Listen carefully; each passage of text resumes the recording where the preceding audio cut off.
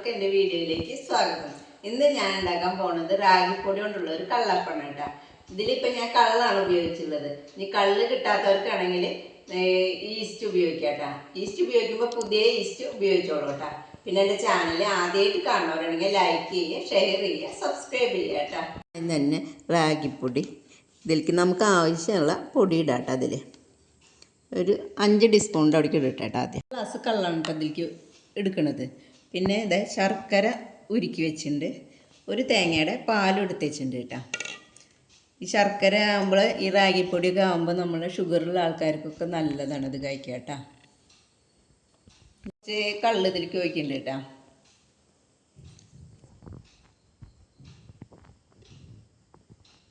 കുറച്ച് ശർക്കര നമുക്ക് അടിച്ചെടുക്കാം കേട്ടോ. ഒന്ന് അടിച്ചെടുത്തിട്ട് അതിലേക്ക് കുറച്ച് ഇതിലേക്ക് തേങ്ങാപ്പാൽ ഒഴിക്കുന്നുണ്ട് കേട്ടോ. ഇതേപോലെ ഇങ്ങനെ അടിച്ചെടുക്കുക കേട്ടോ. ഒരു ട്രിപ്പും കൂടി ഞാൻ അടിച്ചെടുക്കട്ടെ കേട്ടോ. അടുത്ത ട്രിപ്പ് ഞാൻ അടിച്ചെടുത്തിട്ടുണ്ട് കേട്ടോ.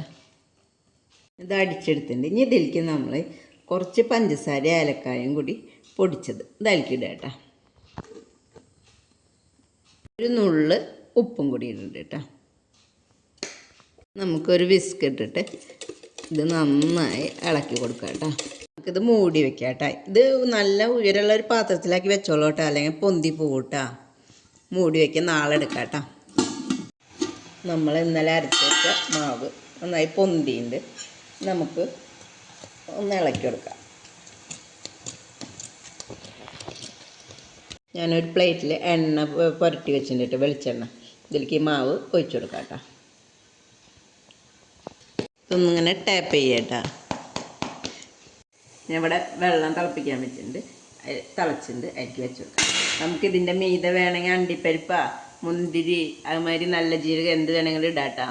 ഒന്ന് മൂടി വെക്കാം കേട്ടോ. ഒരു 10 മിനിറ്റ് കഴിഞ്ഞാൽ നമുക്കിത് തുറക്കാം കേട്ടോ. നമുക്കിത് തുറന്ന് നോക്കാം കേട്ടോ. ഒരു പപ്പടക്കോല് കൊണ്ട് ഒന്ന് കുത്തി വെക്കുക. അപ്പോൾ ഇത് മൊട്ടുണ്ടോ എന്ന് നോക്കുക. അപ്പോൾ ഒട്ടണില്ല കേട്ടോ. അപ്പോൾ ഇതായിട്ട് നമുക്ക് എടുക്കാം കേട്ടോ. അടുത്തത് നമുക്ക് വെച്ച് കൊടുക്കാം കേട്ടോ.